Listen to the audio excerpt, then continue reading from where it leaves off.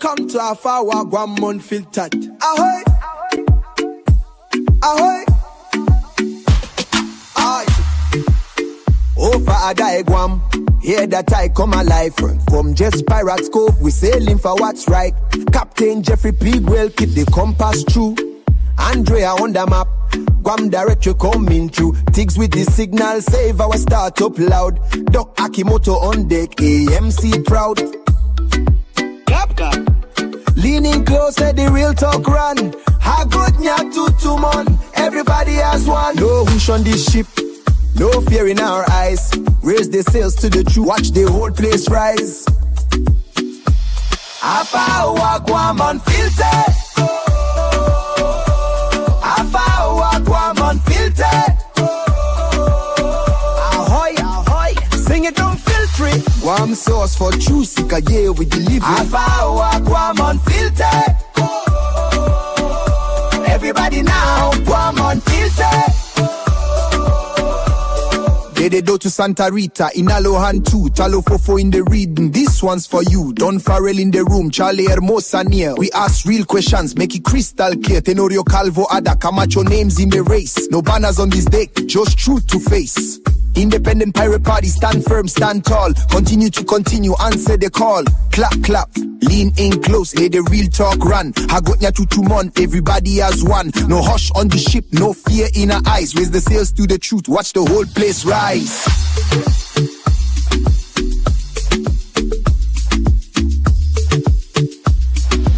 Hafa Hour, Guam Unfiltered.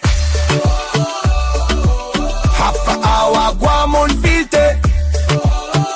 Ahoy, sing it, don't filter it. Guam sauce for true seekers, yeah, we deliver it. Guam Unfiltered. Everybody now, Unfiltered.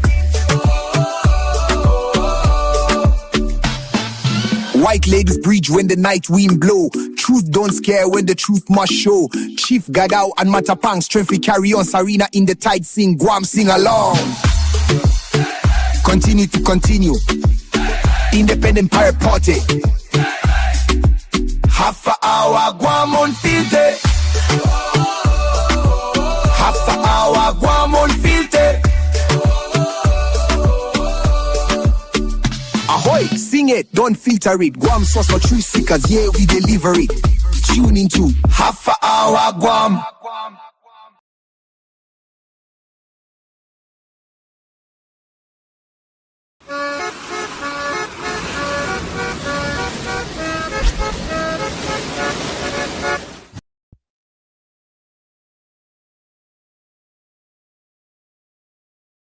It took just 24 hours for us to lose control of the city.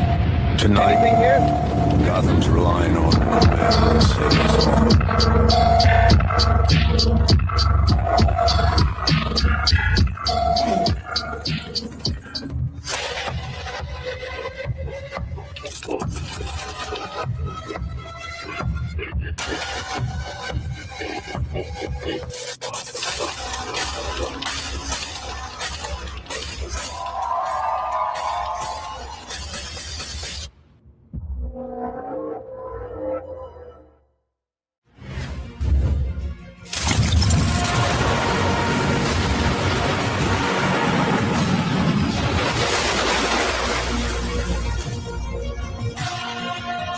Take a deep breath.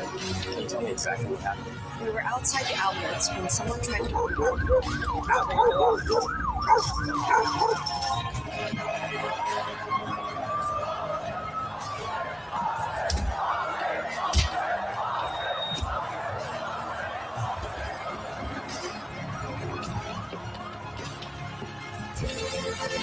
Look, under these statutes, you don't have the authority.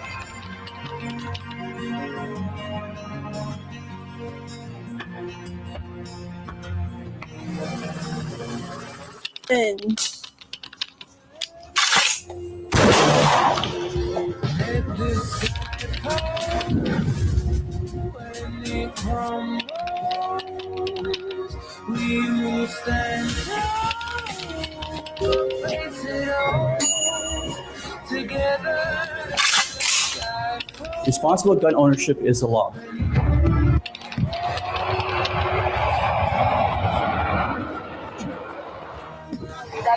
Coming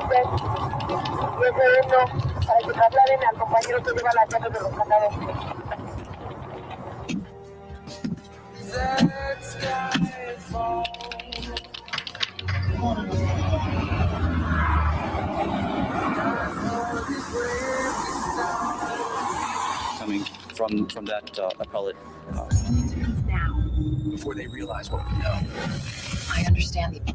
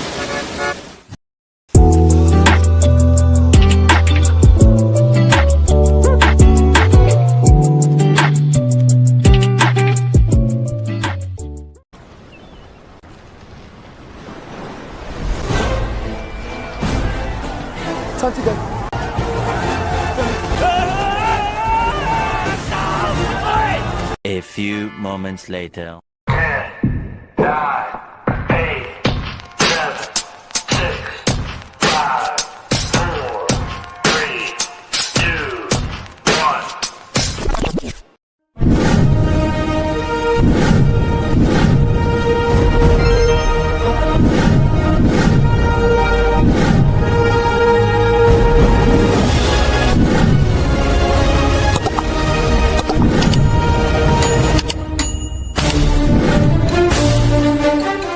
And each story is told in a different way. Sometimes I hear the same birds singing from past weeks, telling of their adventures since last seeing each other. Tell people to come down and say goodbye to Amber for the next month. Good morning, everybody. Welcome to Just Pirates Cove in beautiful Ipan Talafofo, Tocha, Guam, USA, the beautiful southeast coast. People wonder why I never lost my accent.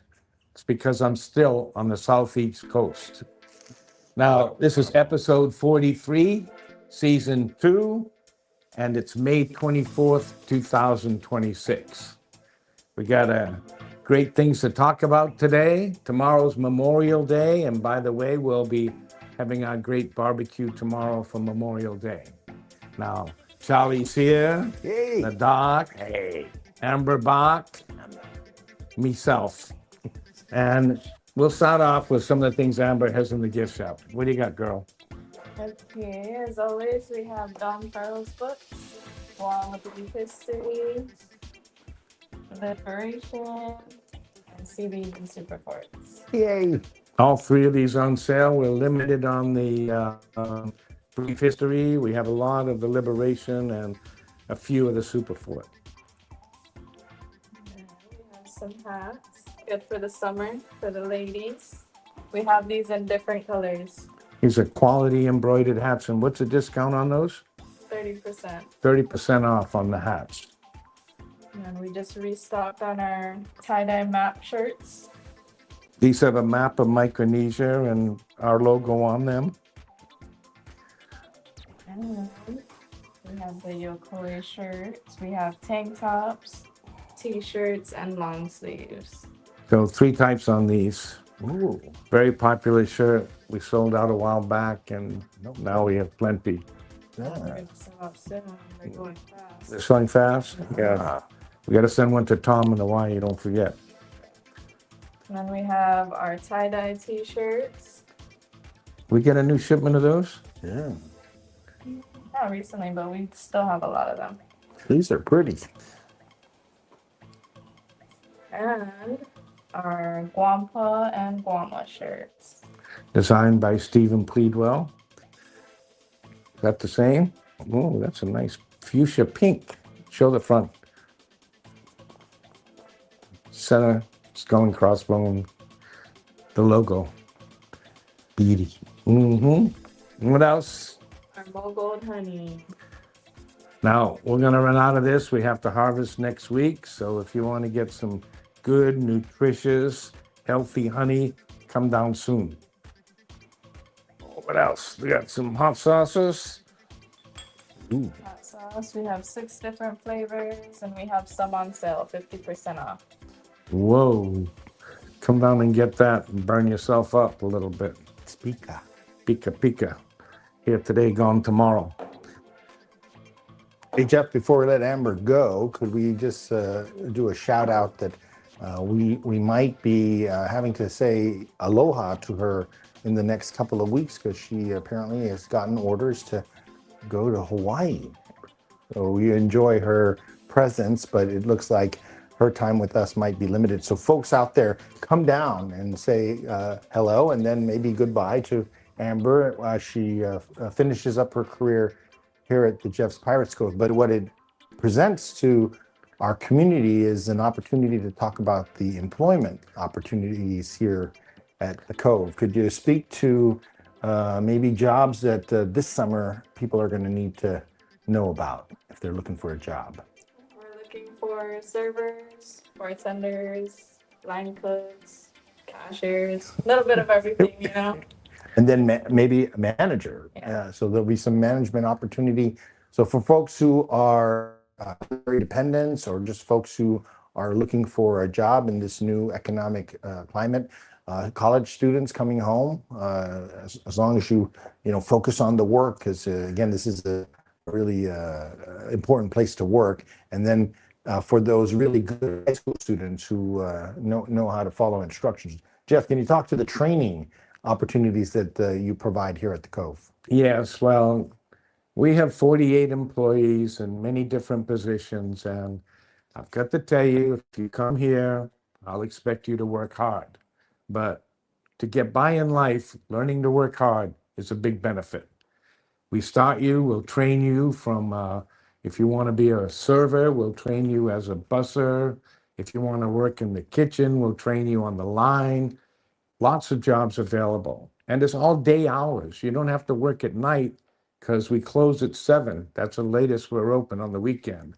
And military dependents, like Doc said, you're very welcome to come down and apply. I know there's a lot of military dependents living in EPAN right now. And Amber didn't mention, but she's got to find her replacement before she's allowed to leave. So, you better come down and apply for her job. And she's a living genius, so you got some big shoes to fill. She does the payroll, she does the scheduling, she goes in the kitchen and beats people up. And she combs Jeff's beard. Not all the time, but when I tell her to, she goes. But we're looking for good people all the time. So it's right here. I like people that live in the South. Much easier to get here when you live in Inarahan or Talafofo or Ipan or Jonia than it is if you live up in Dedido. Maritzo, that's 15 miles. That's about the limit, but we have had some great employees from Maritzo that lasted quite a while. Well, and it's a shame that folks in Dedido and Jugo might be thinking they're out of luck, but for you to maybe push your mass transit folks to provide a solution, because we do need to let people be able to work wherever they want to on this island that's only 30 miles long. And we have a lot of new buses apparently that federally funded. So Tyrone Taitano, if you're still working at mass transit, please try to get people down south so they can work in jobs here. It's hard enough for businesses to, really tough for workers to don't allow of the successful businesses on the challenges that we face globally as well as locally. If our government of Guam can just get out of the way, maybe places like Jeff wouldn't have such a hard time. But be that as it may, this place is packed on the weekends. We want it to get packed every day of the week so that everybody can enjoy Jeff's. But I think you need to be able to staff all the hours of the day. Today would be a great day for anybody who's looking for an opportunity to work at Jeff's, is to come down and see how it really does work. It's a busy Sunday, and this is really the beginning, I believe, of the summer. A lot of college students coming in from their final exams, and they'll be wanting to party with the pirate, and then maybe they'll want to get a job. We'll see what happens. And we're already seeing, I guess, reservations for a lot of families. You talk a little bit about how you could book Cove. Is it big enough to have both a family celebration as well as a regular restaurant operation going on here, Jeff? How do you guys handle that? Yeah, I mean, it's like if somebody's going to have a party, we usually just run our normal business and set up a buffet for the party. We have my alma mater coming Thursday night, George Washington Senior School with 200 students. Are you serious? Yeah. We're going to give them all a bandana because, I graduated in 67. Right. And this is 26. Yeah. Class of 26. So, yeah, a long time away. Have a great time with them. But yeah, we do a lot of special occasions, birthdays, graduation. If you want me to throw your ash in the ocean, we can always do that. Life, whatever you want. You come down and you see Mark and look at the menu and tell us what you. We have a lot of space. We have facility up to 700 people here, and the A-frame alone can do 200, and then we can spread beyond there we need to go. But you're always welcome. Buffet is the way to go. Makes it fast. Now, Amber, you've been here for a while, and you've seen a lot of things.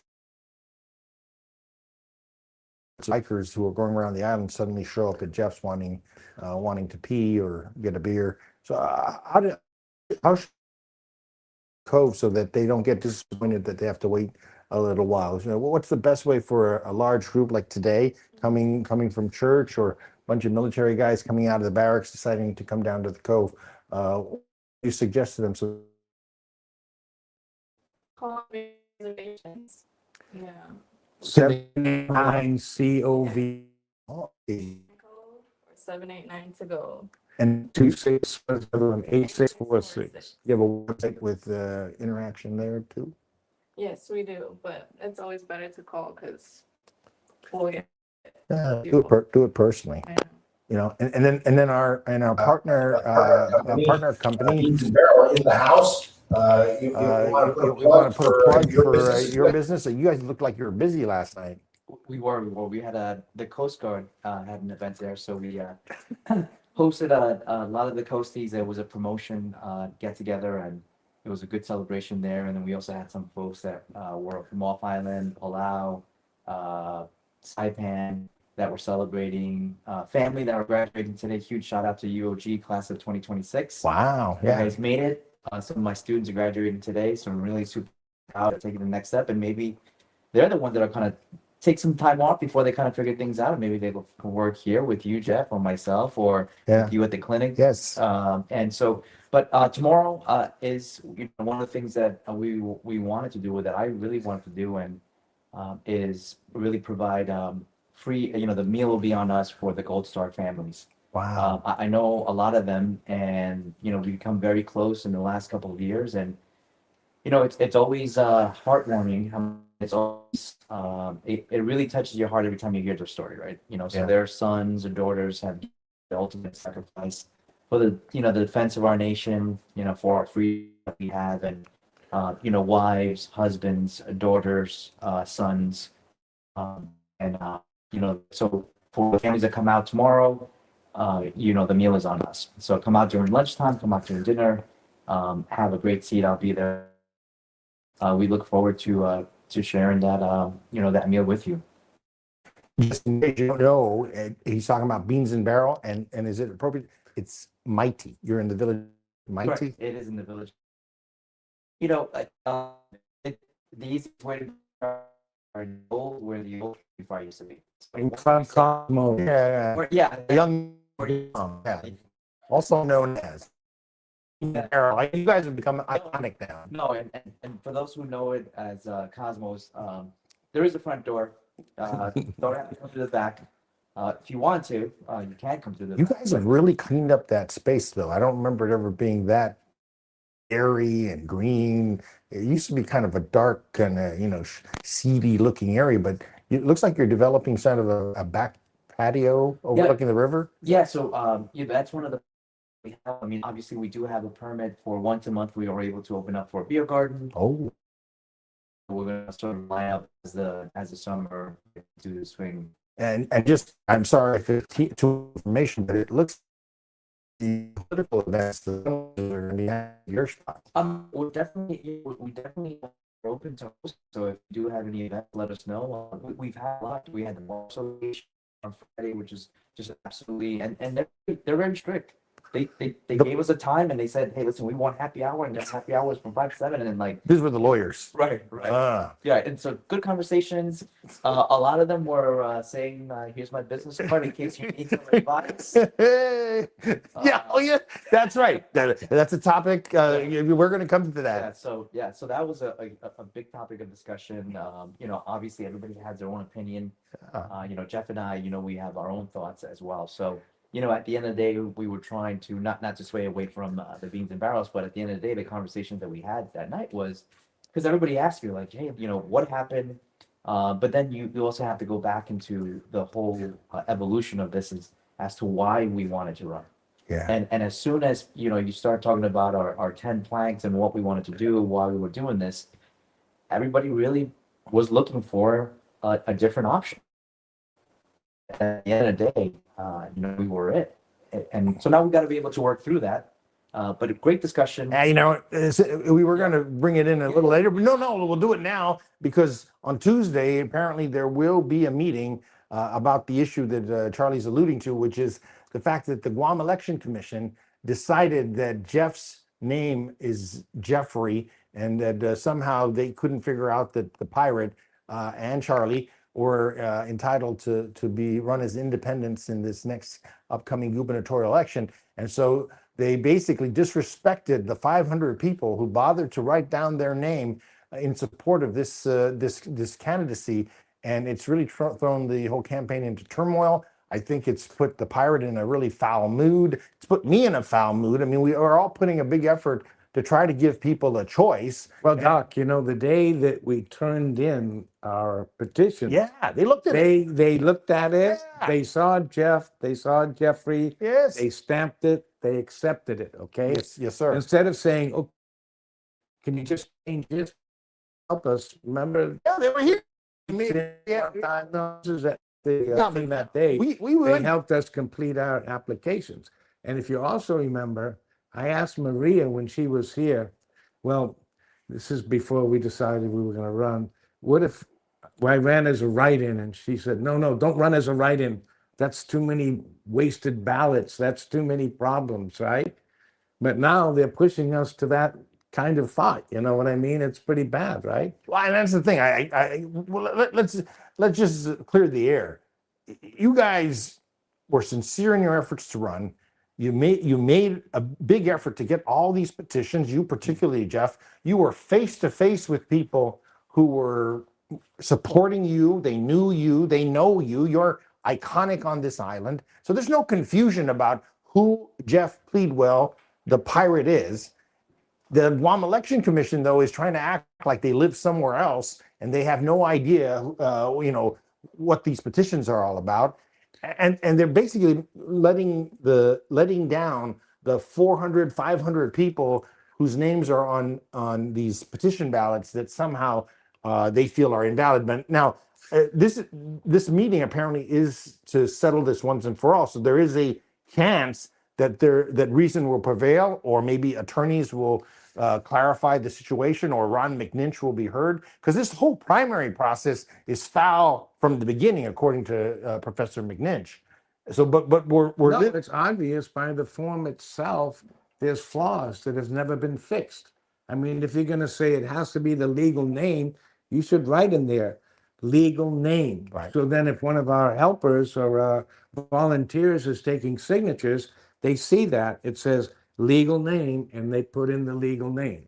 And there's a lot of flaws on the sheet, and it doesn't matter. If it works against the independents, that's what counts, right? Well, and then sorry, Charlie, did you want to add to the conversation? No, I mean, I think pretty much the we received the official letter from the commission, and we pretty much understand where the board stands on the situation. So What's the meeting on Tuesday about that? I think that the meeting on Tuesday is just to verify the additional documents that were presented By by us. They were not So, able to meet well, but the fact that they're meeting at 5:30 on Tuesday afternoon, a special session. special session, does mean then that they're gonna at least maybe make an effort to confirm or reverse their ruling as to your eligibility to run in the primary, right? So all you're gonna win is the opportunity to run, angry as you are, against the other people that are the 5 other teams that are running. But let's face it,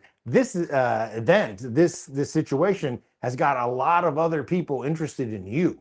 I mean, I've never seen so many people talking about the gubernatorial candidacy and all these rigmaroles, and it looks like the majority of people are favorable towards your candidacy, because a lot of people think you're getting screwed, you're getting ripped off, that the Guam Election Commission is cheating or somehow foul and trying to protect the status quo, the Republicans and the Democrats, which was the whole reason we supported your candidacy in the first place. You are independent of the Republicans and the Democrats, and it does seem like this whole situation is to perpetuate that two-party system, which we believe is foul.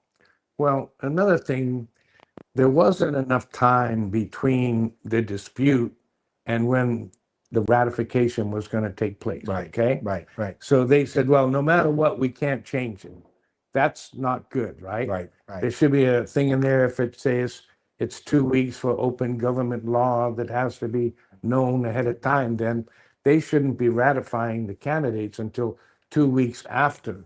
Yeah. In case And as it far as is I a can tell, dispute, right? a lot of people criticize this primary process as doing the jobs of the Republicans and the Democrats. They can decide for themselves who they want to run in the general election, which is the real election. This primary has nothing to do with independent candidates. You guys have no one else to answer to. It hurts the whole system. In the whole because system, you're right. if they voted for me and Charlie, that means they can't vote for any senator.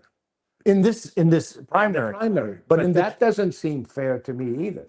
I mean, it should be, you can vote, for independent and you can vote for senators, because there's no independent senators running, right? Yeah. So to have a choice, which is supposed to be a democratic place, right? Right. So, I mean, It should go. I mean, if anything, one of the things that, at least I'm going to take on is to ensure that we do everything to change the system, because the system is broken. It's a two-party system, which shouldn't be that way. It should be an open system for the people to allow it and select who they want. And independent, if you look at the registered voters, right, the largest population of non-voters are independent, because they haven't gone one way or the other. Right. They go either side, depending on who the candidate is. So I think that the ability to have somebody on the general election has to be there, but currently it's not, and we need to fight for it. We really need to fight for changing the law moving forward. Yeah, and I for one, as a citizen of Guam, just want to apologize to the both of you who have really just done an amazing thing to step forward boldly and take upon this responsibility and this opportunity. You expose yourself and your businesses to criticism. Hopefully people have shown you that they're voting with their feet to support you. The Guam Bar Association apparently has done so, and other political candidates and families from the South. They patronize your businesses as well as mine. I take that as a vote of confidence, and we try our best to live up to their expectations. But it's really, listen, for whether you liked what we were doing, whether you supported what we were doing, where you felt that threatened what we were doing, at the end of the day, what we wanted was the best thing for Guam. So, because I felt like there was a slight change in some personalities that I've had, which I considered friends, and it was almost like when people would find out that you voted for Trump, they'd be like, we can't be friends anymore. You're like, and so I feel that's it's politics, but don't confuse politics with what we're trying to do with the island, with business. We're always open, whether you're a Democrat, Republican, independent, not just. I mean, our business has always been to serve the people. So don't take it out upon our business, not say we're not going to support it because we were trying to do this. I felt a little bit of that, and now things are changing a little bit. I feel like they're warming up again, which is really, I feel the warmth coming back when I meet people. I feel a little, Please, like please shaking. keep making Charlie feel warm. That's important to us because it is tough, right? I mean, again, you just wanted good for the community, and there's a lot of issues that we're speaking to. But yeah, again, just as a guy who's watched you do this, I can see the sincerity, the heart, really the courage, and so we thank you both. And I'm going to ask my friends and neighbors to vote for you in the primary. We got 70 days to sort this mess out. Yes, there's an election commission meeting, but let them do what they're going to do. A lot of it's hot air, and we're going to change it. But on August 1st, you get to change the world. Let's get these guys a lot of votes on August 1st. Let's show the world that this can happen. And don't vote for the Republicans and the Democrats. Leave them alone if that's going to foul your vote up. The one vote you make is for Charlie and for the pirate. And and the other irony is that we're getting a lot of discussions from the the momentum that we built as far as, well, since you guys are not running, who will you be supporting? Who will you sway the pirate nation to support? And it's going to be very critical. And I think that Jeff and I, we have to sit down over another pizza and some seltzer water down in Tumon and discuss this, because it's going to be very impactful. And I think that we could make a difference in sway, because not only do we have like the Filipino community, not only do we have the veteran community, but now we have the Pirate Nation community.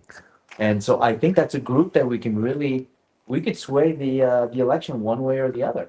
Well, I can tell you that a lot of people are very disappointed in the system. The Guam Election Commission and the way the government of Guam operates, and the fact that we are business people, we are not politicians, we don't know all the rules, we don't have a legislative staff that sits around and goes through every name and makes sure it's correct. We ran because we want the government to change. We don't want to see 80 cents on the dollar spent on labor. We want to see new schools. This Simon Sanchez, is there a big problem with that again? We need to talk about it, because regardless if you guys are going to be the next governor, somebody's going to be the next governor. And apparently that Simon Sanchez High School thing is right at the top of the barrel of bad things that are going on. Can you speak to what you know about it, Charlie? Well, but before, we got to fight. And I made a video, and I even got messages back saying, like, in the video, I rip up, it says the establishment, I rip it up. And so, we got a lot of feedback questions, and they're asking me, like, who's the establishment, right? Who is the establishment? And it's, if you feel that you're not doing the right thing and you work for Gov Guam, you're the establishment, and we want to be able to come after you. Right? 13,000 employees strong. Well, I'm hearing, the number one agency right now that's on top of my list right now, which I'm going to start writing op-eds, and just so that the community can get all the information and the reality is DOA. The director and the deputy director need to go. You can't wait for the next administration to come in. The administration DOA right now is falling apart because the employees, one, they don't know what to do. They're silent. They feel that they're being managed through communist regime in DOA, and a lot of folks are ready to get out of there. And if that DOA crumbles, Politics, right? Everything else crumbles. So DOA, the governor, lieutenant governor, you guys need to make a move fast. You need to get rid of the director and deputy director of DOA fast. They're not going to be one. Them fighting words. Them fighting words. But I'm saying they're not going to do that. But we want to make sure that the community knows that, because there's a lot of disgruntled employees because they're afraid to stand up. And so, but the minute they have an exit, the minute that they have an opportunity to leave DOA, they're going to leave DOA. And if that happens, we're going to get more people that have no idea, learning on the job training, that just going to continue to push the ball down the road. 6 to 8 months to hire and onboard people to different departments. The departments right now are hurting. GOFA's hurting with people to get on board. GWA's hurting. I mean, across the board, not GW, across the board, there are folks right now, departments that are needing people. but DOA is not able to move fast enough. What you're saying is disheartening because we're going through a budget process right now with the Department of Administration, Government of Guam, to find out how they're going to plan on spending $1.5 billion. And this is 2026, many, many years after Jeff invented this particular T-shirt, which says Club GG, which is Gov Guam.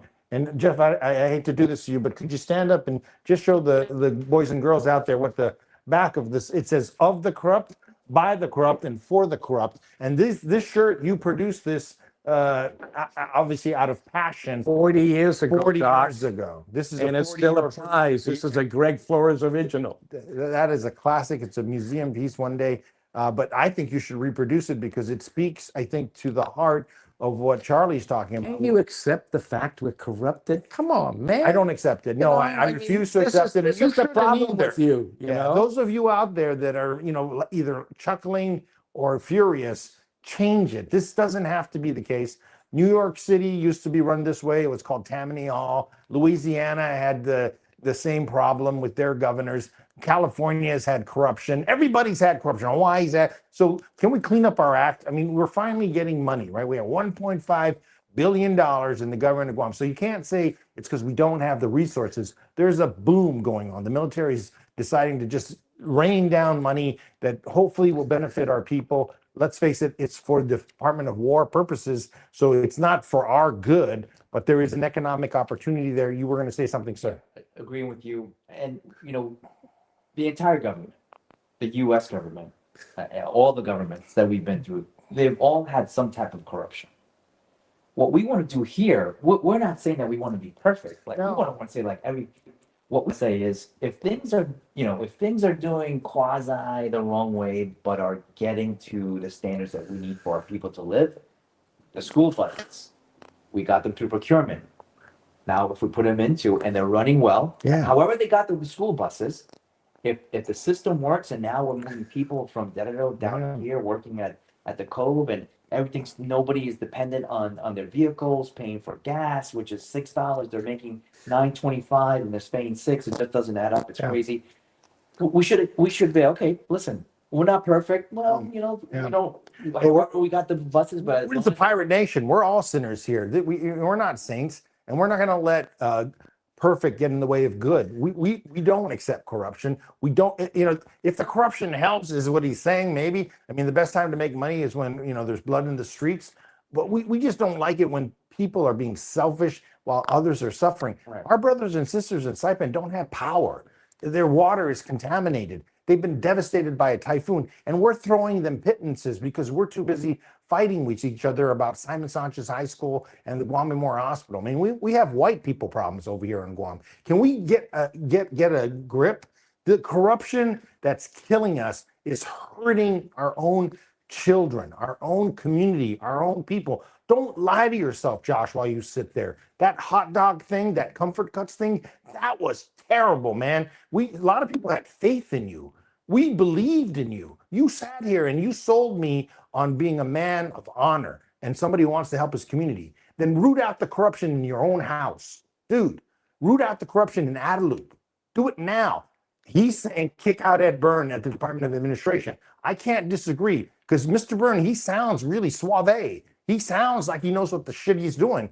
But why is it then we can't pay our fucking bills? Why is Sanchez High School, that procurement process, which is your problem, and your problem, and the deputy director, what I understand, you keep running away from your responsibilities, man. Let's talk about GFMIS. You guys are making me. Go, do it. What's that? I don't know. She wants us to get more passionate. Okay, never mind. GFMIS, like that was supposed to fix DOA in the entire government. Oh, true. Yes. You're talking about the software system that we spent $40 million on? And going. And we still haven't been able to. And that was Ed Byrne's idea. Yeah. Ed Byrne attacked the Chamorro company. What was it? The one by Taituno, saying that they're corrupt because they got an AS400 ancient technology. Well, the thing is, according to Ed Byrne, it doesn't work. So, but I mean, talk, preacher. I think right now that even with the deputy director, for what I'm hearing and getting feedback from inside sources in the higher echelon of DOA is that she is not qualified to be the deputy director. What a shock! Are you kidding? Somebody in the government of Guam not qualified for that position where they make $105,000 a year? Yeah. So I mean, I'm getting those, heartburn. but you know those, but I mean that goes back to, and that's just one glimpse of the establishment, and then going back to Simon Sanchez. Again, we go back to these, and it's they FOIA'd the recordings, and so they have recordings except one that wasn't uploaded to the cloud. It got erased somehow. Wow. One recording. They do have the transcript. How convenient. They do have the transcript, but they don't have the now. There was two things that happened last week. One, the governor pushed the bill, right, to move forward and build Simon Sanchez. Number two, the recordings came out. There were things that were said in those recordings that made everybody backpedal and say, maybe we're not going to vote on this one right now because there were certain things that were said in the recordings, and I'm not saying. And Adeluke agreed. The governor agreed not to push the board. Because of what was said in those recordings. Because their hand was caught in a cookie jar, Charlie. Well, I mean, there were statements made there. What were those statements? Well, one of them was about possibly changing the policy and that they needed to pay senators, donate to senators a little bit more. Yeah, that's always a good idea. Yeah. So who are those senators? That's the big question. So we're building a board. Hi, Chris Duenas. We're building a Hi, board. Chris Duenas. We're building a board right now with, Hey, Tony. with How you question doing? marks on who are these senators. Come on, guys. Well, there was another thing where now they started cutting out half of the good items in the budget that were going to be built. For the school. Because now that money is not worth as much as it was before, so they're going to eliminate the auditorium I was hearing, and you don't need many an other auditorium. things. That brings you to another question. I'm like, most of the negotiations are always done through, they record and they have transcripts. Yeah. Now, if this is the style, this is what the government calls negotiations, I'm really interested in seeing I want to listen to other recordings for other things that have gone through the. Oh, you mean like a $1 billion hospital? Let's switch the focus on Simon Sanchez. This is only $200 million, right? They're claiming, because among the other things on that transcript was that they were going to negotiate the the ceiling on how much ultimately Cortec was going to get paid. So let's just be specific. Cortec won this bid. Apparently, they're saying they're going to make more contributions to senators just so they can grease the wheel and potentially raise the ceiling on how much they ultimately are going to get paid, because they weren't the lowest bidder. They came in with a high bid. And so this is why we're in this procurement protest. The guys who lost it, one of whom is a manager or the owner of the venue right across the street from your place, Phil Roberto, he's saying he got screwed because he put in a lower bid and he can't understand why his bid wasn't accepted. Cortex says, we do it better than you, and we'll do it more expensive than you, and we'll still get the contract. And then we'll raise our price. And we won't build the auditorium. So they start modifying the contract even before they break ground. I think that's the stink. Yeah, I mean, and that's the part that I don't understand, because I remember going through a similar process when we bid for about 5 years ago. The Guam opened up a bid for a government-wide drone training. They wanted to implement this drone technology into the government agencies, so they put out this bid. There were several companies that bid, and based on the grading, they took the number one company. With the number one company that came out the grading, they beat them down so low that they had to walk away and say, listen, we can't do it for this price. And let's just say it was closer to that. They were trying to beat it down for 70 million.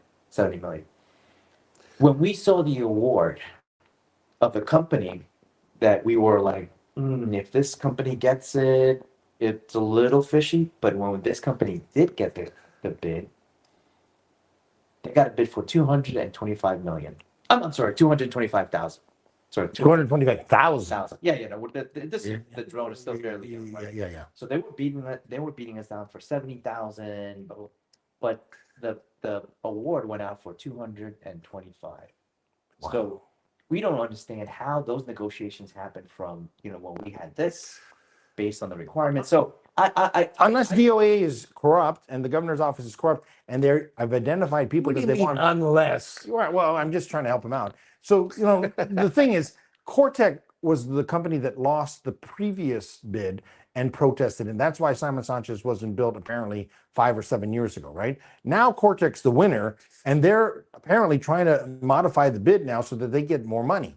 And that's where we're stuck. So again, let's just be clear. Cortec is the one that's screwing over the Simon Sanchez High School students, right? That community up in Jigo that doesn't have a school, and so all your kids have to go down to Tumuning for double session. It's Cortec's fault. And Josh Tenorio is a former Cortec alumni. You need to talk to him, right? Because he must have some connection with Mr. Has been known to get all these bids because they donate to all the senators. Well, have they no shame? In the pocket. They're ruining No, the education of if our community. They can get away with it, so why have any shame? Yeah, that's a good point, right? You know? Hey, folks out there, just let them get away with it, and then you'll continue to have government that sucks. Well, I mean, I think that the blame, I mean, you can look at it so many different ways. The way that I'm looking at it is, you know, the folks that are involved in the government that are allowing this to happen are the ones to blame. Who'll be that? That'd be me. That'd be us. That'd be the voters. That's the boys. Whoever's sitting around the table negotiating with the private entities, Well, okay, let's be specific. It's Vince Ariola. Okay. It's Linda Ibanez, and that's at DPW. It's the guys that got hired to be the middlemen, like Gerard Bautista and what's his name, the former chief of staff. You know, let's just put names on it. These are local folks who claimed they were going to break ground on Simon Sanchez High School, and now we're finding out you lied to us. And that's who Joe Duenas. Joe Duenas over at whatever the name of his company. That's what should be, the focus should be on that group that allowed this to happen.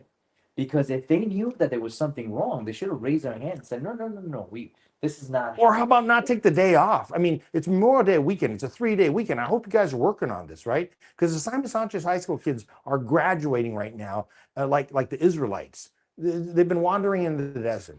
Can we help them out? The thing is that the lie comes from the fact that everybody says this is screwed up, it's complicated, and it's corrupt. But then they go home. They don't stay. You were, I presume, up late at night when you started your business to try to get it off the ground. You were still doing it, right? Jeff does it, right? I do it. Can you be that serious about the government? Because you're getting paid to be the servant of the people. And this Simon Sanchez High School thing, it ain't that hard, buddy. Building a high school ain't that hard. You know what's harder? Building Donkey Village, it got built during the same damn time that you've been fighting over Simon Sanchez High School. You know what also hard? Building a cost you less in this environment. It's really tough. Plus, they're doing it on swampland, right? So they got some, sediment problems. You know what also is tough? Building data centers where no one's ever built a data center before. All these things are happening. The prison.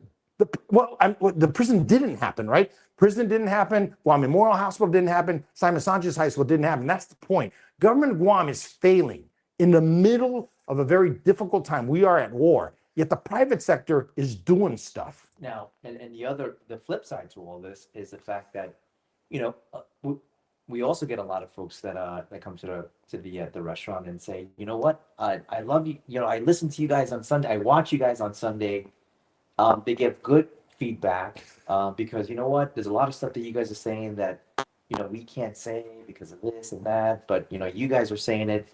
But then I also get some feedback, and we have to be honest with not transparent, but we also have to offer solutions.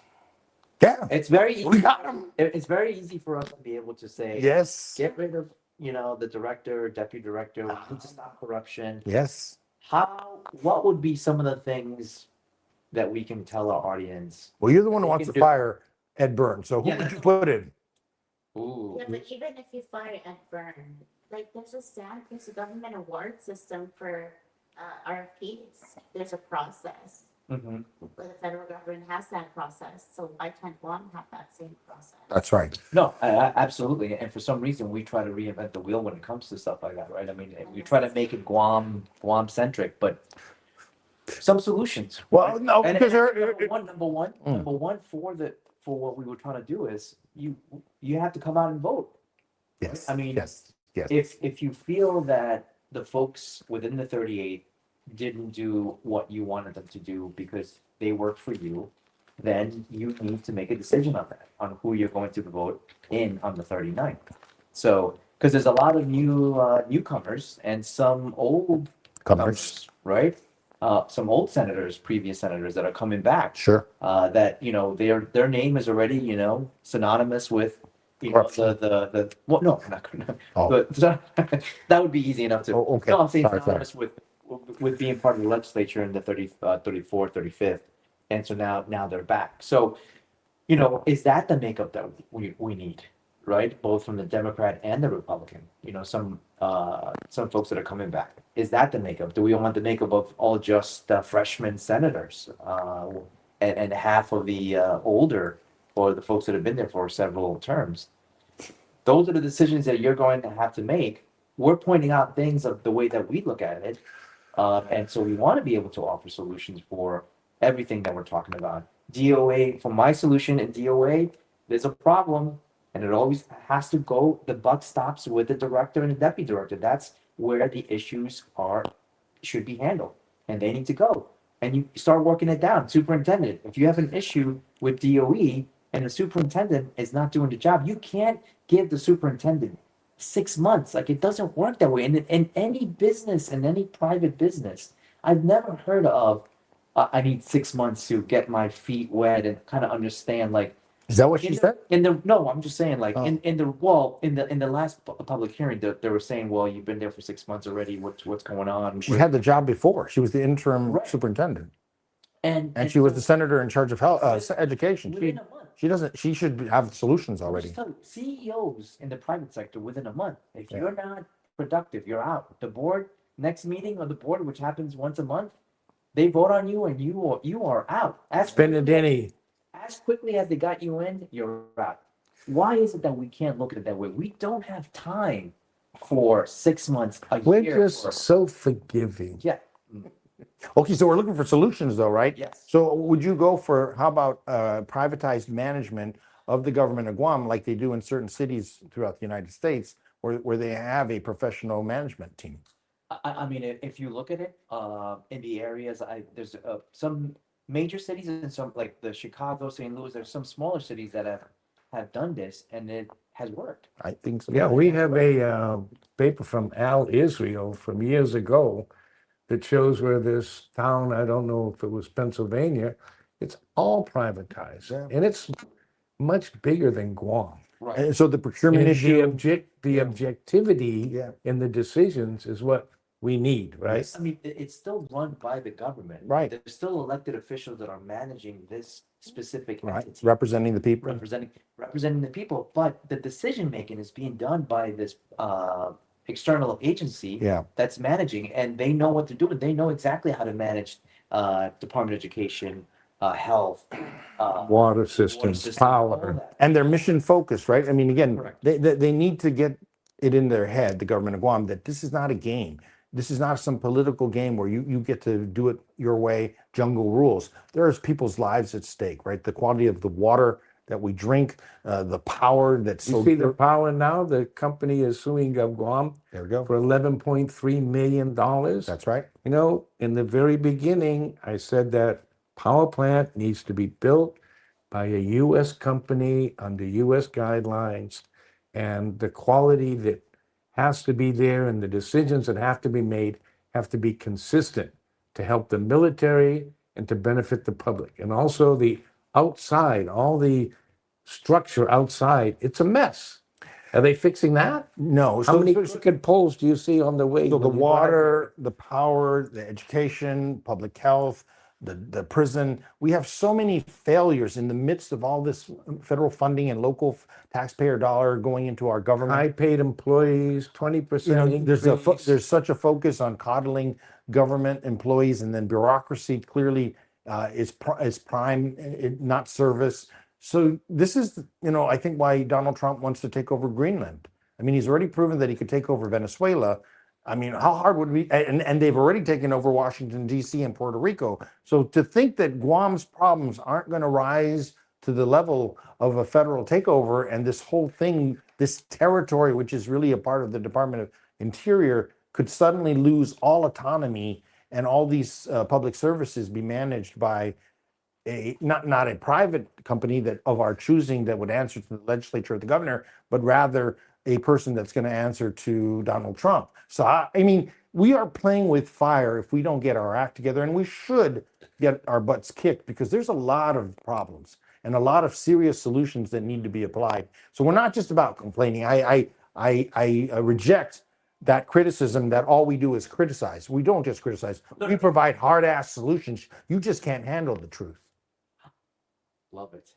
Hey, will you bring Kyle Okay. here, you know? So at this point, we're going to cleanse the palate, kind of like, what's that green thing that they put on the plate so that you chew it to show the the green vegetable thing, like a broccoli or no asparagus. No, that's when they give you the. The lemon water. No, every time you say Parsley. No. Parsley. Kai, you're coming. Just guessing. Come and You be know, parsley. Kai. Yeah. This is Kai Akimoto. He's visiting from. If you give me your microphone. Yeah. Okay. She could share. She doesn't want me to talk anymore. I think so. So Jeff, this is Kai. Charlie. Half a day. You're always Jeff, welcome thank you here. so much. It was good to see you again. Welcome back from Minnesota. Thank you very much. I'm happy to be here. It's a lot warmer. than Yeah, that where make we a were. big difference in my life. Absolutely. So how did you like Minnesota? You done with school now? Yes. I just finished medical school, and after 4 years of undergraduate in Minnesota, I went to the University of Minnesota for medical school. I've been coming back and forth. I think throughout these past 8 years. So what's the plan? Well, the plan is now I'm moving on to the next stage of training. I'm going to residency, which in my specialty of internal medicine. So that'll take 3 years, and then after that, I'm really hoping to be able to come back to Guam and be a doctor here, serve the community. So you're going to go to Minnesota for that training? No, I'm actually going to Cedars-Sinai Medical Center in Los Angeles. California. Yes, sir. I've been there and back. Absolutely. Yeah, but Tell them to come privatize GMH. You know, that would be good. yeah, I know that Cedars has a large presence from being a referral center Yes. for patients from Guam. A lot of people from Guam get their specialized care out there, and that was a big influence on me to want to do my training there. Nice. Yeah. But So internal medicine covers all the organs inside your stomach? Is that what it is? it would encompass that, but it's really just a way of saying adult medicine. I guess it's like a pediatrician would take care of children. Yeah. Internal medicine doctors take care of adults strictly, and they're kind of a stepping stone to becoming a cardiologist or a gastroenterologist. Those are this is kind of like the categorical residency is what they call it for that. But they can also do primary care, and that's what I'm hoping to move into, staying in general medicine and having a career in primary care. Well, I'm sure by the time you're done, the need will be even more. Oh, I sure hope so. I know that a lot of people, part of my motivation for getting into medicine in the first place was a lot of people taking care of me throughout my upbringing. Yeah. And I want to be able to come back here and help take care of everyone here. And I know that I owe it to them. And a lot of these folks are getting closer to retirement age. They're I guess slowing down, and their health is becoming more of a concern. And Sure. This population is certainly growing on island as more people enter that age. And unfortunately, a lot of times they don't have a physician to meet their medical needs, and a lot of these people end up having to leave off island. I've always had and since we have two doctors in the house, I've always had this question. Yeah, sorry, I may put you on the spot. It's okay. Why did they call it a practice? Like like when you're doing surgery, you're like, yeah, I'm just practicing. Look, man, made a mistake. Sorry about that. Like, why did they call it a practice? That's pretty close to the truth there. Hey, no. They call it the art of science, right? So artists frequently spend a lot of times when no one's looking, developing their skills and their craft. And I'm pretty sure there were several times when Michelangelo, in carving like that big statue of David, he said, "Oops," and he might have had to go back again. There's no way around it. Medicine is not an absolute science. There's a lot of skill and training that just like any art and maybe even analogous to sports. You were a baseball player, right? And There's some guys that are just talented at pitching, some guys that are just talented at hitting. And then they still have to work really hard, like Ichiro, to be even better, right? So we're seeing all kinds of great examples in sports where things are never perfect. In fact, I think Michael Jordan said that he missed most of the shots that he took, but if he didn't take any of the shots, he wouldn't have made any, right? So without a doubt, medicine is a career where people who have problems are going to come to you, and sometimes either you can't solve the problem, or in trying to solve the problem, you might make a mistake. And you, as a physician, have to first do no harm. So you have to know your limits. And I'll just make a plug for our local docs. Most of them have the great ability to know when they can't do something. And so very often, that's why we have to refer to places like Cedars-Sinai, which even there, because that's a, let's face it, that's a hospital in Beverly Hills. That's a Hollywood hospital, right? So I'm not saying that that means it's not a good hospital, but that's a hospital for people who could afford the best, and they demand the best. And if they don't get it, they sue your ass. So there's a process that goes on in Hollywood and Beverly Hills that may actually push medical care higher, but it also creates a type of medicine that most people can't afford. No, and I think, like, using your sports analogy, Kobe Bryant, I think, probably said it best then, if you're going through that. And he said, one of the questions he said, they asked me that, as there was only 1 second left on the clock and I had the ball and I was going to take the shot, was I nervous? And the answer to that, he said, no, because I practiced that shot 30 million times. And so when it's time for that 1 second, I'm in the game. I'm in the rhythm. Right. So, but that was like a quasi joke as well, because I'm always in the bar, I'm like, why do they call it practice? That's just like a good, yeah, why do they call it a practice? And since you were sponsoring the bar at your bar, they also call it the practice of law. All right. Now, medicine is the reason I'm so attracted to medicine is part of this experience of developing into, technically I've graduated, but there's still so much more to learn. I've had 0 years of practice so far. And even when you're, 40 years in practice now. So you've officially graduated? I've officially graduated now. Done with medical school, moving on to residency now. Sorry, you get the memo. That's a huge deal. Well, he's gonna have a party here at Chef's. That's what I'm trying to do, yeah. Oh, In fact, do one. we're thinking about one up north. We're gonna Okay. yes, we'll do it north. Well, White cloths on the tables. absolutely. Yeah, in medicine, you get to learn every day. And I think more specifically, every patient that you meet is going to provide some iteration for you to apply what you've learned thus far. And so I think each day for the entirety of your career, you're going to have to learn. And Yeah, no, absolutely, completely agree. But I want to go back. I mean, it's got to be a very proud moment, Doc. I mean, was this? Have you done the ceremony where they give you the? yeah, You get the. well, What is it called? we do the white coat at the beginning of medical school, and then you kind of wear their short coat throughout the wards, throughout your training, and then I guess when you start residency as a now you have acquired your medical degree, you get a long coat, and it's all symbolic. I don't think people really wear their coats anymore. No, but I mean that's so. Do you? Yeah, I do. And that's so that the coffee that I get from the Beans and Brews. Yeah, it spills all over his white coat, so we use a lot of OxyClean. Thank That's you. amazing. Congratulations, honestly. 'Cause- Thank you very much. Yeah. And you know what? And I think that and the reason why I gravitate to that, because we have UOG graduating today, and I'm sure we'll have some alums that are deciding to go into medical field. Absolutely. And I want to say too, I have a number of colleagues who have graduated from UOG and from other schools across the nation, but are all from Guam, who are also celebrating graduations from medical school and are now moving on to the next stage. I know at least of 6, but I understand that there may be more out there. And then they're not all graduates of St. John's. No, these are, I think, JFK. absolutely JFK, Simon Sanchez. There's folks from, of course, from the private schools as well. So there are a lot of kids coming from the Guam education system who are seeing the environment that their family, they themselves are subjected to, and wanting to do something about it, particularly as it pertains to healthcare.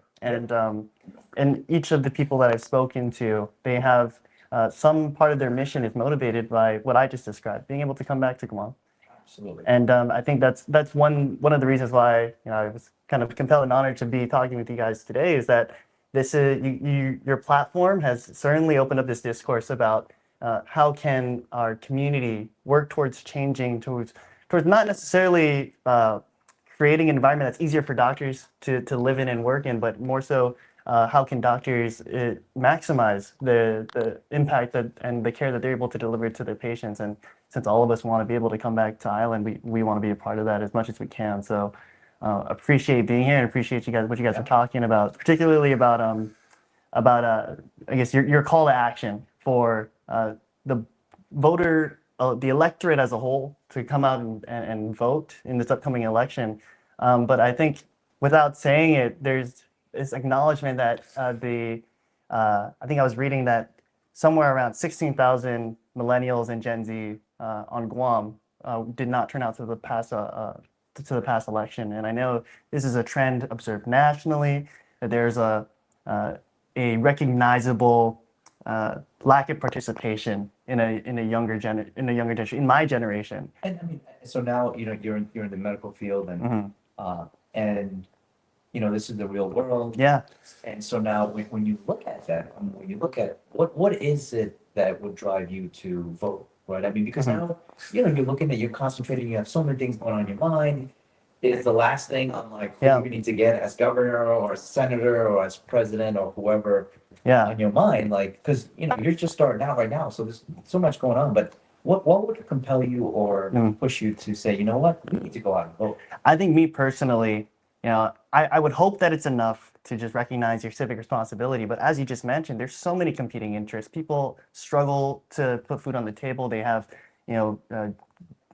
jobs, second jobs that they have to tend to. It oftentimes falls to the bottom of the list of responsibilities. And on top of that, maybe they're, responding to the call to action from smart folks like you to go and vote. When it comes time to decide who we're going to vote for, they've not had the time or the bandwidth to keep up to date on what the policies that people, there's an almost overwhelming amount of factors that people have to consider. And I think this might drive them to maybe not necessarily be apathetic, but just paralyzed or petrified by this overwhelming amount of information. And so what you guys are doing to kind of make it a bit more accessible to, I think, to certainly a listenership, there's a whole demographic of young folks who I think are sensing that something is up, something is not working for them, and they're being pulled towards this direction of wanting to do something about it. Right. But when they look at the candidates and the platforms that are being publicized, I think there is still some work to be done in terms of a campaign that speaks directly through substantive policy, list of policies that is encompassing the needs of this younger generation. I think people are recognizing, I've heard them say that this brain drain, young families, young professionals are leaving the island. I think if it was that simple of an issue where a solution was readily available, it would have already been fixed. But that's what this election is all about. That's what people are being called out to, or what they're supposed to be voting for. Someone who not even represents an answer. I think this is the distinction. I think this younger generation, at least from my observation, is a bit more practical in who they are looking to vote for. They've seen these kind of familial pressures to decide a candidate, and they're perhaps thinking that they need to contest with that. It's either they're going to find someone who does have an answer that they can latch on to, or there's just so much dissonance between what they think is right and what their family may be asking them to do that they don't vote altogether. And I think that happens a lot. They want to avoid this tension rather than being caught up in you didn't support your family member, that they just don't show up completely. But if they were equipped with the rationale and the ideology, or not, sorry, away from the ideology, but more so the practical rationale, as this is the reason and the logic that I voted for this person, they, I think, would be more confident in casting that vote. But right now, I think people are put in a rock and a hard place. It's a cockfight. seemingly, and I think people, that does not instill confidence in this younger generation of voters. You know, when Kai was young, he had a lot of girl cousins, and they were all talking, they were having conversations, you know, telling their moms what they wanted. And Kai couldn't talk, and we thought, you know, he wasn't gonna be able to speak, so we got to get him speech therapy, but clearly he figured out how to talk. So agree, disagree, like, share, subscribe. Anton Laxon in Minnesota, this is a shout out to you. Tell Rodney Jacob to pay attention. There's lots of folks, the diaspora around the nation needs to rise up. Let your voice be known. We need to get the millennials to vote. We need to give them a reason to vote, and they should vote, I believe, for Charlie and the pirate, and let's get them into Adelaide. The change will come, and there are solutions. Sometimes people just find them too hard to come to when they're too busy selling their soul. But you know, again, we don't want to drag these young millennials into the dirt. We just want them to participate. So it's a tough line, right? Because a lot of the stuff is nasty. It's embarrassing that we're dealing with such thievery and corruption. But you know, they're old enough. If he can handle an intubation, he can handle government corruption. You know, but and if we look at history, and I've had the opportunity to travel to Pohnpei and Palau and even like some of these other third world countries down in South America, you know, a lot of the statesmen, a lot of the folks that have become president left the country, went to Harvard, studied at MIT, then came back to their respective country or island nation. And you look at like some at Palau as well, had some statesmen that went way back, like in the 1800s, 1900s, left the island, went to study in England, in Oxford, and came back and really built the island nation as it was. But with that, you think, I guess what I'm leading to is, if we were to develop a program because the one thing that we need is engineers. The one thing that we need is more doctors, right? I mean, you go down the list of critical roles that we need, folks to manage the power plant, the hospitals, and you look at a system like Singapore, they did it backwards. They said, before we build our first refinery, we're going to send all our engineers off island, get them spun up with every single role that we need. Then we get them back. Then we develop a school system. So we have the first front. Then we have a school that now is going to start producing locally. And then we build the refinery. So the refinery gets built. We got the first set of engineers. And we have the backups already right behind there in the school. And it's just a good process. Mm-hmm. Do you think that something like that would work here on Guam if the government was to really spend the money on what we're going to look like in the next 10, 15, 20 years? We can go down and list engineers, doctors. If we were to subsidize a program to send folks off island with the intent and commitment to come back once they graduate as doctors, engineers, and so forth, even though we have an engineering school, we have a good nursing program here as well. But, do you think something like that would, like if you were coming out of high school, would that something that intrigued you, or? Yeah, and I think this is something that takes place in some iteration right now. And I think we are beginning to see that fruit bear as local doctors are, at least in healthcare, local doctors are coming back home and doing their best to create programs that are going to perpetuate the creation and development of more physicians. Now, I think why this is so particularly difficult with training physicians is this is at minimum 7 years of just medical school and residency. There's so much time to, I think the actual genesis of this gestation period of a physician, that this will require years and years of government support if it were to be that route. I think the other competing factors that may influence someone to decide to come back to Guam are not specific to just physicians. I think people are often looking for, is there growth in this industry for me to practice at the top of whatever discipline I trained so long to become so informed in? Is this a place where I can raise my family? Is my family going to be safe here? Will my children have, Good education. great opportunities, great education? Can they play on great sports teams or, do whatever? I think family is a major motivator for a lot of young professionals. And I think things that are core issues to everyone, that are basic issues in terms of housing as well. Housing, I think you guys mentioned like public transit, those things that may not influence the young professional themselves, but any of the ancillary staff that they need to make their practice, run at its, again, most optimally. And then of course, it's been more specific to healthcare, but I guess maybe this is also germane to every other young professional, is there a suitable healthcare facility if my loved one were to get sick, or if my if I were to need like inpatient care. And so because of that, like the hospital is like a really important issue, of course, for people looking to take their primarily surgical based practice to Island. And have you been to GMH? I have been, yes, yeah.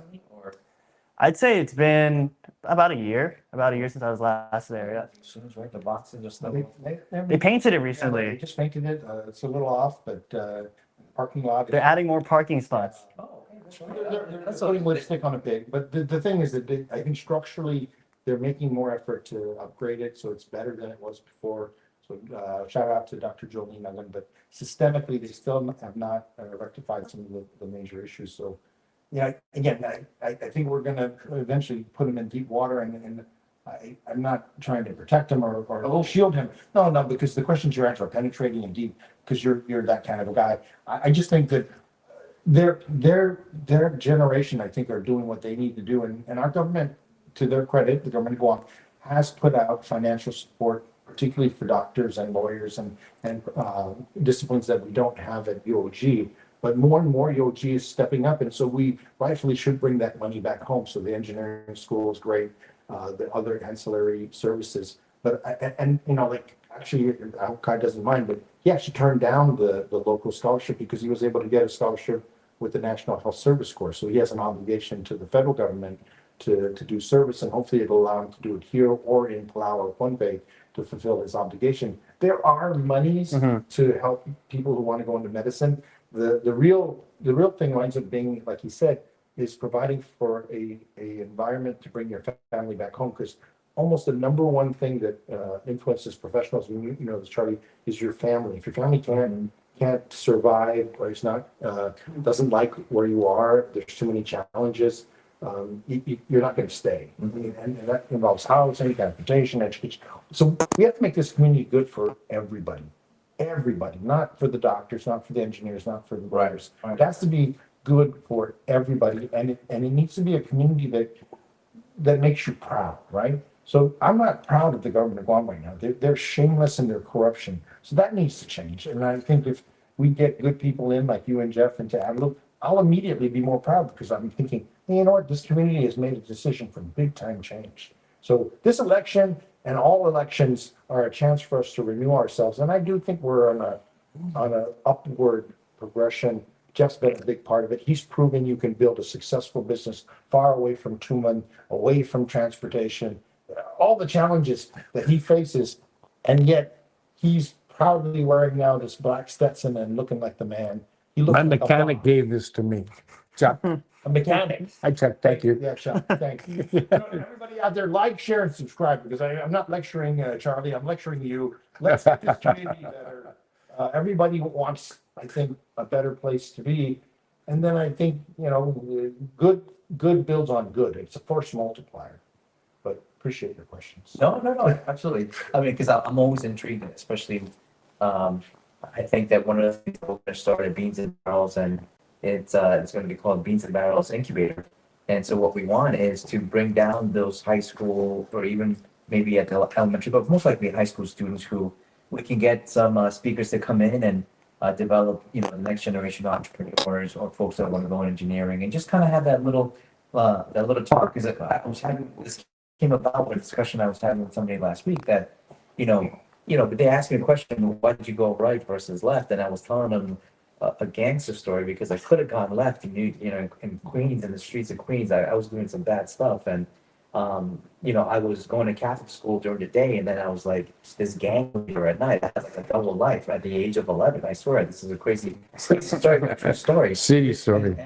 No. And I had to hide every time I would live out of school because I didn't want to see the kids that I was leading. That I went to Catholic school and I was wearing a tie, so I had to run home and change and put in like a different outfit, and it's crazy, really crazy story in New York. But I wish that at that time that I had more mentors, and I think that we need more mentors. You're an amazing for everything that you've accomplished, and I get that not just because you're the son. I get that because I've had really deep conversations with you, and the mindset that you have, and every discussion that we've had has never been about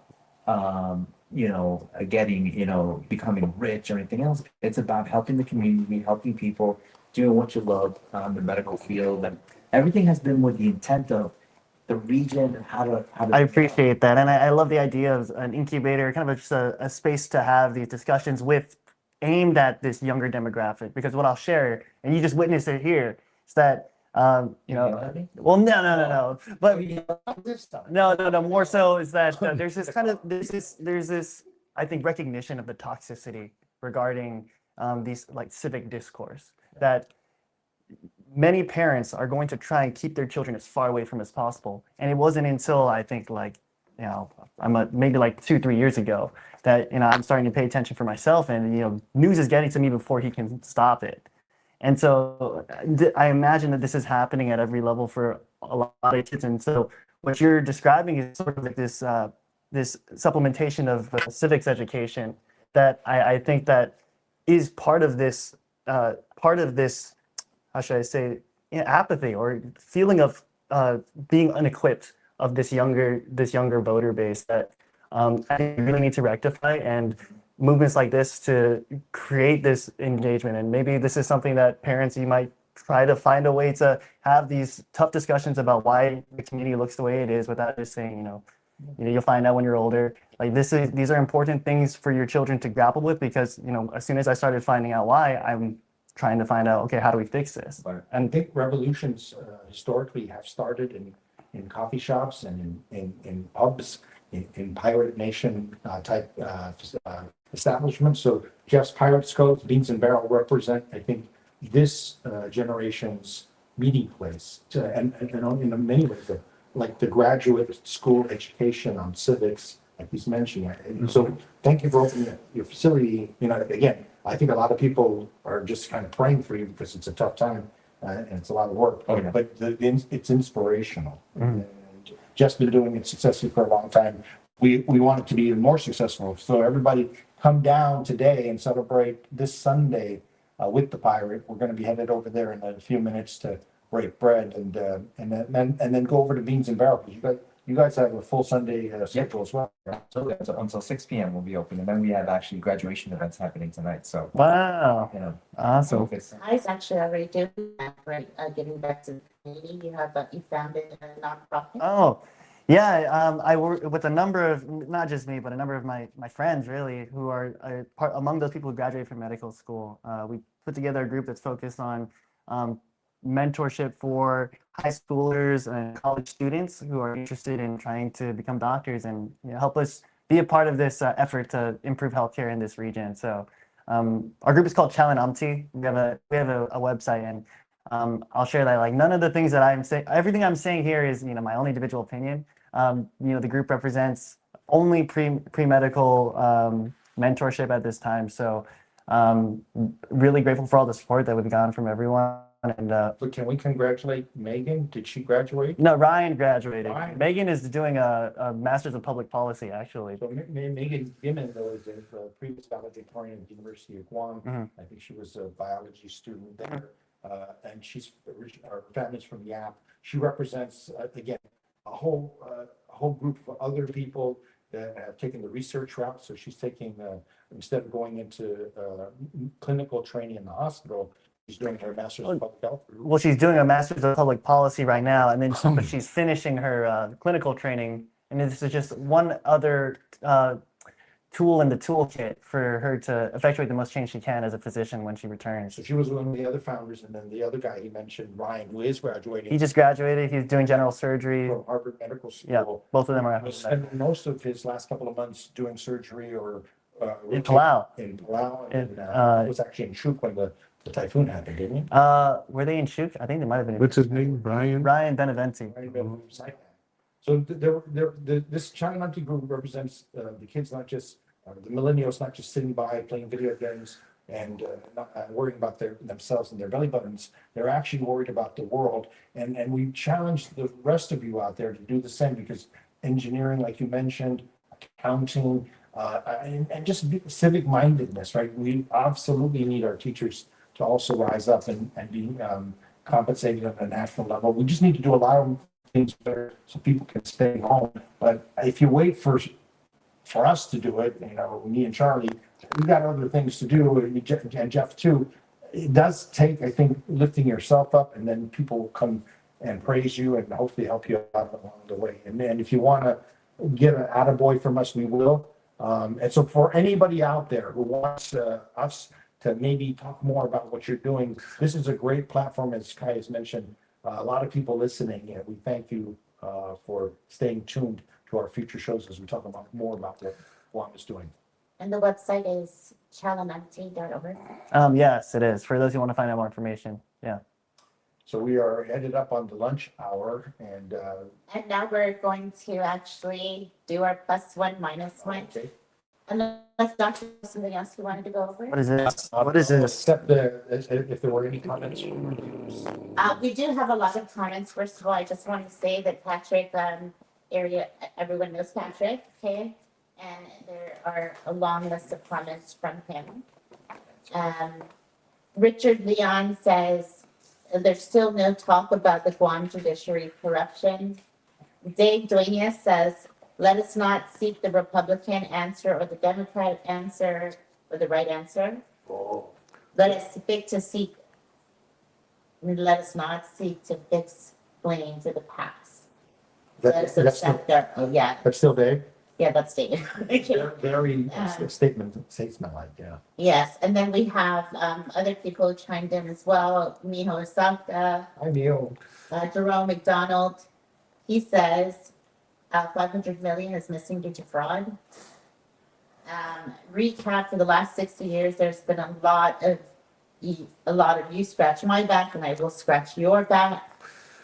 So that is true. Peter Lozano says current incumbent legislature is not the solution. They're the problem, not working to work. And Johnny Utah says, until the local FBI office is checked and willing to board a grand jury indictment on Josh and the majority of Guam's politicians, it will be the same as always. It's going to take DC action to change Guam. Right on, Johnny.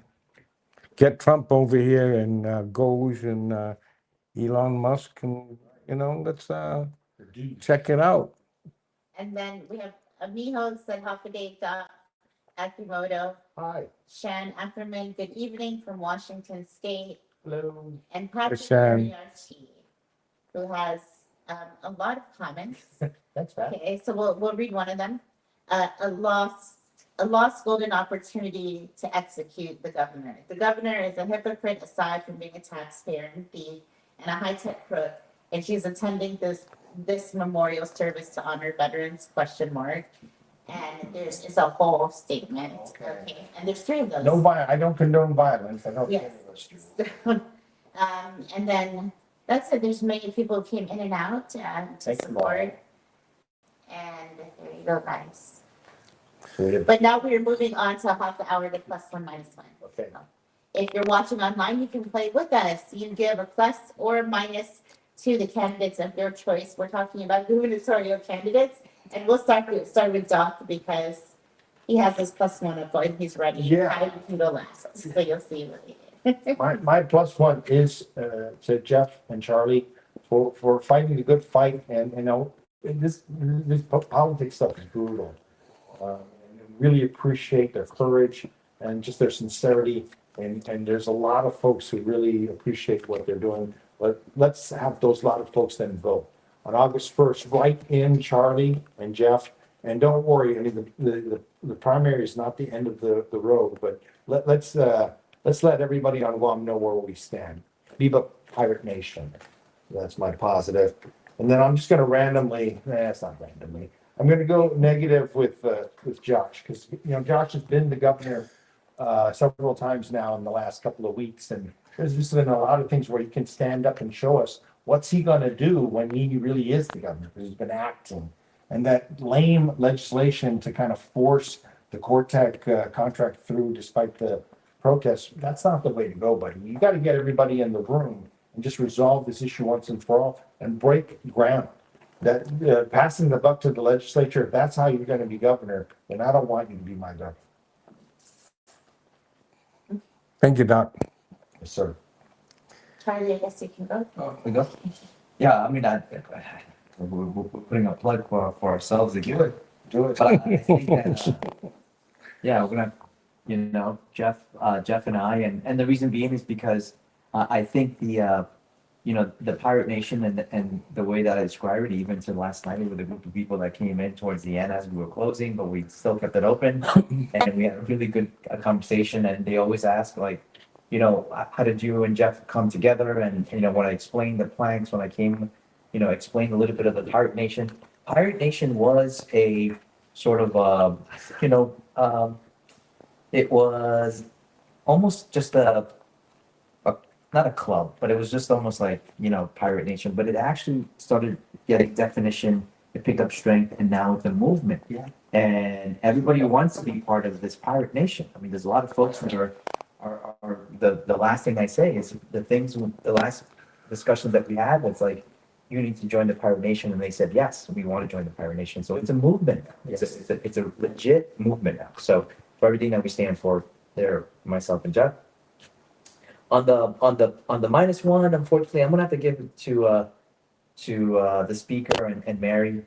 Only reason being is because not seeing too much, you know, on the campaign front. I know they put out a couple of videos which might be AI generated, quasi, but you know, we need to see a little bit more on your platforms, on what you're doing. And don't make the commercials awkward. That's what I would say. Some of them kind of feel a little awkward, and just be very transparent, just the way you guys are, just the way Frank and Mary are, very transparent. Just be yourself. Don't look like it's scripted. Okay, that's my next one. All right. Okay, Jeff. Okay.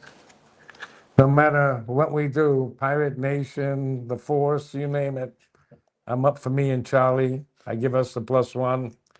And my -1 is always going to be for the Democrat team of Josh and Tina, because this last trip going through the Cortex and all this stuff at Simon Sanchez, it's just more hogwash. And I believe that we have to find solutions there, not, you know, make everybody mad and go backwards and raise the cost and all that. It's got to get done. So my minus is for Josh and Teeny. Okay, well, I've never seen this segment before, so thank you for explaining it to me. But I guess I feel particularly grateful to to Jeff and Charlie today for okay. having me. Because they would, if we put Josh People, it's still. They might, you never know, you know. Yeah. I'm gonna be closer to home. Yes, always thankful for being here and for the conversations we've been able to have.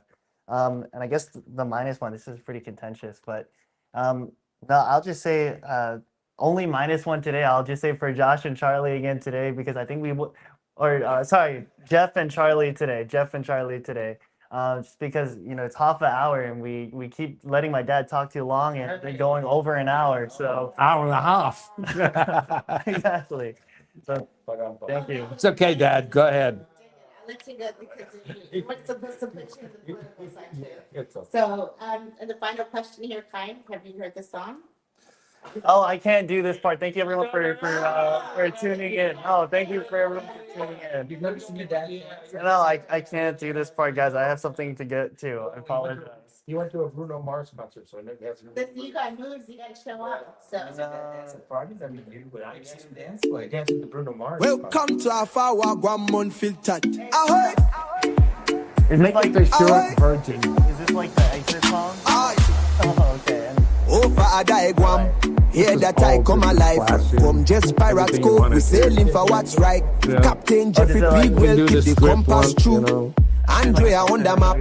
Guam directory coming through. Tigs with the signal, save our start up loud. Doc Akimoto on deck, AMC proud.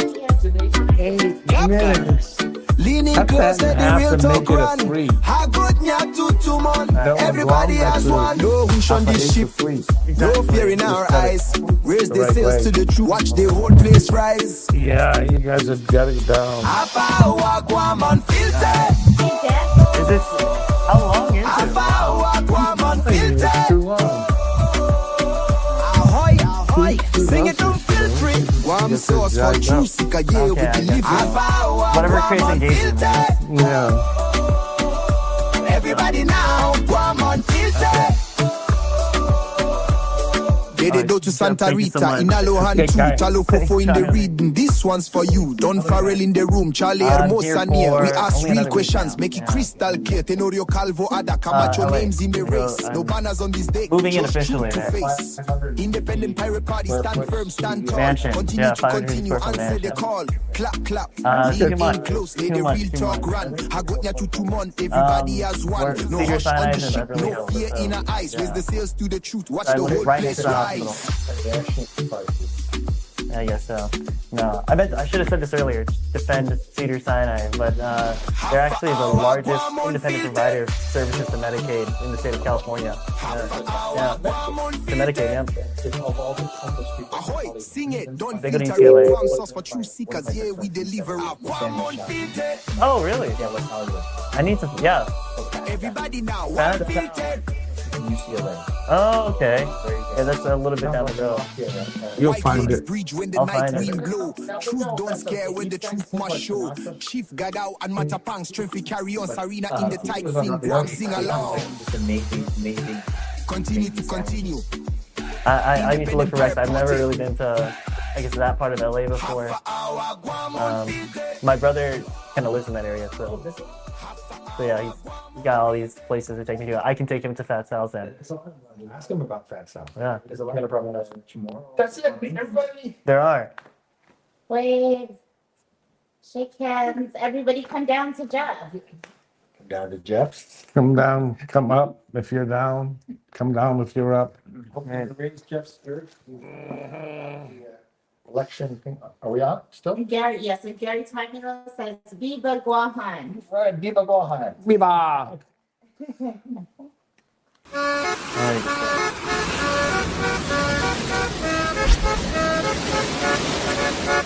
A few moments later.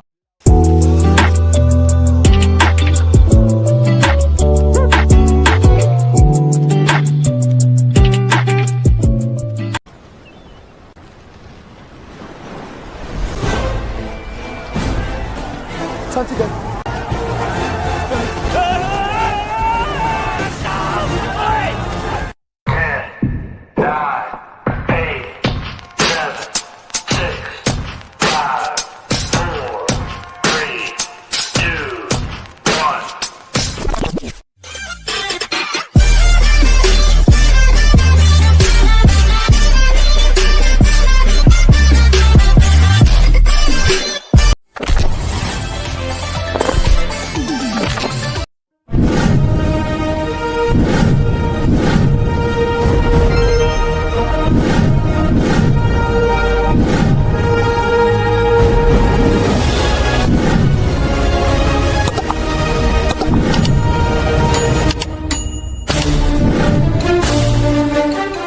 And each story is told in a different way. Sometimes I hear the same birds singing from past weeks, telling of their adventures since last seeing each other.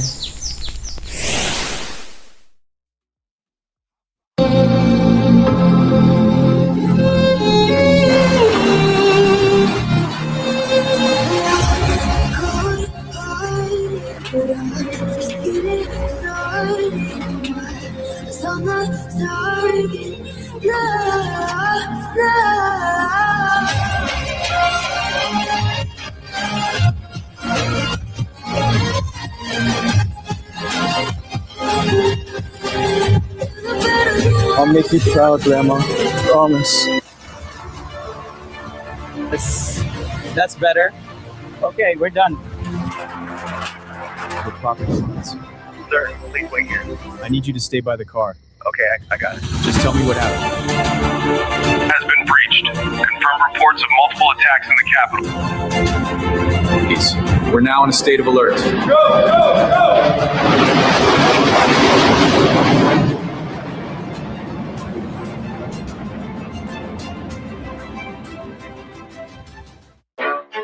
You ready? Let's go. Yeah. You that wanna know what we're all about. It's like this, y'all. It's your record. I cannot get it out in the mail tonight. Concentrated power of will. 5% pleasure, 50% pain, 100%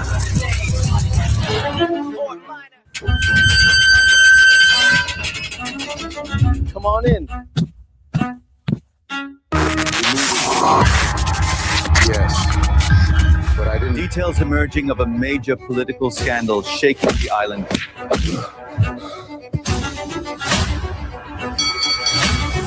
But I didn't expect it here. Where else would it be?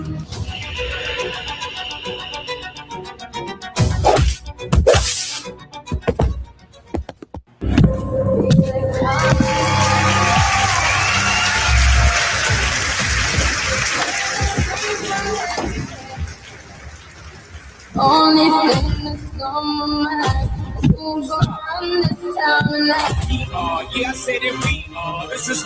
Hey everyone, how's it going?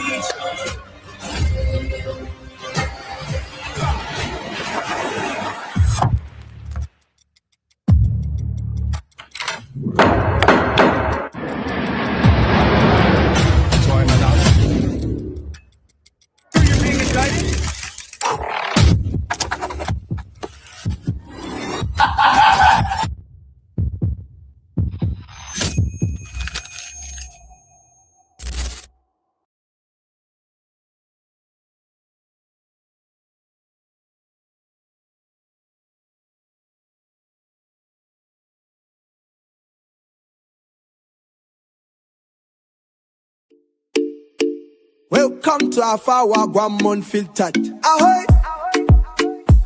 Ahoy! Aye! Oh, for a die Guam, here that I come alive. From just Pirates Cove, we sailing for what's right.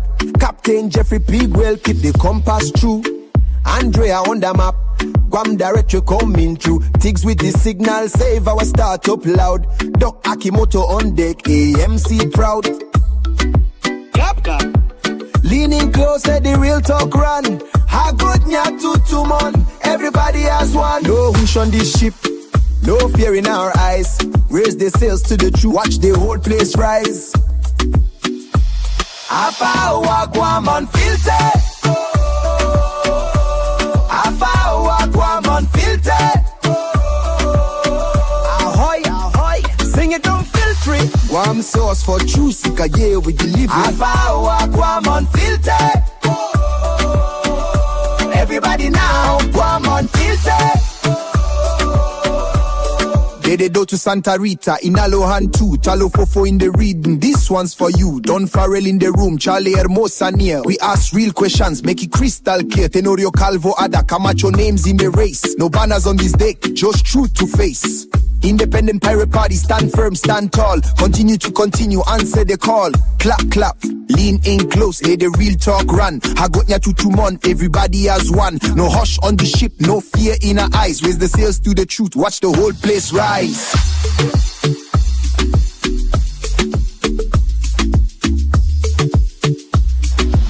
Hafa Hour, Guam Unfiltered. Hafa Hour, Guam Unfiltered. Ahoy, sing it, don't filter it. Guam sauce for true seekers, yeah, we deliver it. Guam Unfiltered. Everybody now, one filtered. White ladies bridge when the night wind blow. Truth don't scare when the truth must show. Chief Gadao and Matapang strength we carry on. Sarina in the tide sing, Guam sing along. Continue to continue. Independent Pirate Party. Hafa Hour, Guam unfiltered. Hafa Hour, Guam unfiltered. Ahoy, sing it, don't filter it. Guam sauce for truth seekers, yeah, we deliver it. Tune into Hafa Hour, Guam.